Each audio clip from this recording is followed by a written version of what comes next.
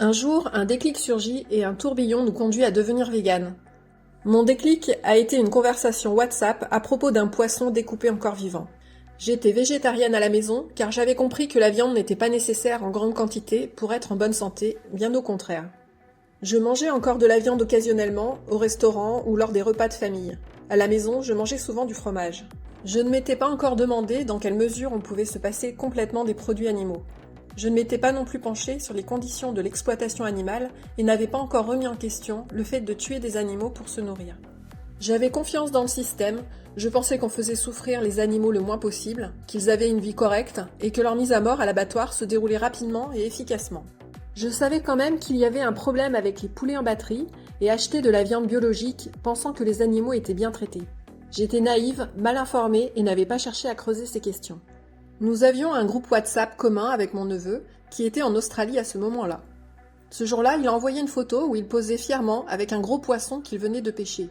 Dans son message, il expliquait qu'il avait commencé à découper les filets alors que le poisson se débattait encore, ajoutant que c'était le summum de la fraîcheur. Ce qui m'a profondément choquée, ce n'était pas seulement son récit, mais aussi les réactions enthousiastes des autres membres du groupe. Tout le monde répondait des choses comme « Bravo, bon appétit, super, tu es le plus fort » ou encore « La pêche, une nouvelle corde à ton arc ». Je n'en croyais pas mes yeux, personne ne semblait se préoccuper du fait que ce poisson était un être sensible et que découpé vivant, il avait dû beaucoup souffrir. Horrifiée, j'ai répondu dans le groupe « Quelle horreur, c'est un être vivant, assomme-les avant par pitié ». Mon neveu a répondu que le poisson était déjà hors de l'eau depuis plus de 30 minutes, qu'il ne bougeait plus, que ça devait être juste des réflexes musculaires.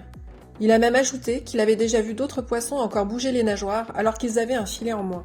À partir de ce moment, je n'ai pas pu m'empêcher de me poser des questions. Est-ce que je me trompe? Les poissons souffrent-ils vraiment lorsqu'on les sort de l'eau? Ou est-ce que c'est moi qui réagis de façon excessive? J'avais besoin de savoir. Alors, je me suis mise à chercher des informations. Je suis allée sur le site de L214 et ce que j'ai découvert m'a encore plus horrifiée. J'ai appris que le brusque changement de pression pouvait faire éclater la vessie natatoire des poissons, que leurs yeux étaient exorbités, qu'ils suffoquaient et que leur agonie pouvait durer jusqu'à 4 heures. Ma prise de conscience a été immédiate. J'ai décidé de ne plus jamais manger de viande ni de poisson dès 7 minutes. Encore un peu naïve, j'ai été végétarienne pendant quelques mois, mais ma recherche d'informations ne faisait que débuter.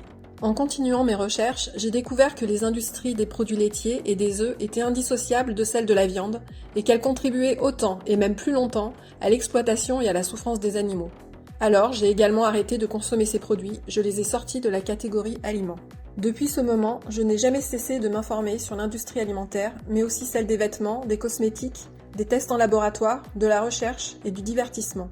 La barbarie humaine est sans limite sur des êtres que la science a reconnus comme sentients, qui ressentent des émotions, la peur, la douleur et qu'on traite comme des objets.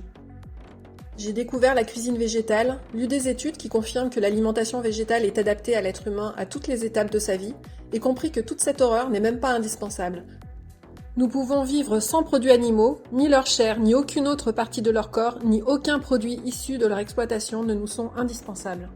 Je me suis sentie manipulée et très en colère. J'ai donc voulu informer le maximum de personnes. C'est comme ça que j'ai créé le site web Casse tes lunettes roses, puis la chaîne YouTube Un monde à partager et que j'ai commencé à poster sur Instagram, Thread, Facebook et TikTok. À travers ces plateformes, je partage des informations, des réflexions et des idées pour encourager un mode de vie plus éthique et respectueux envers tous les êtres vivants. Et pour toi, comment ça s'est passé? Raconte-nous dans les commentaires.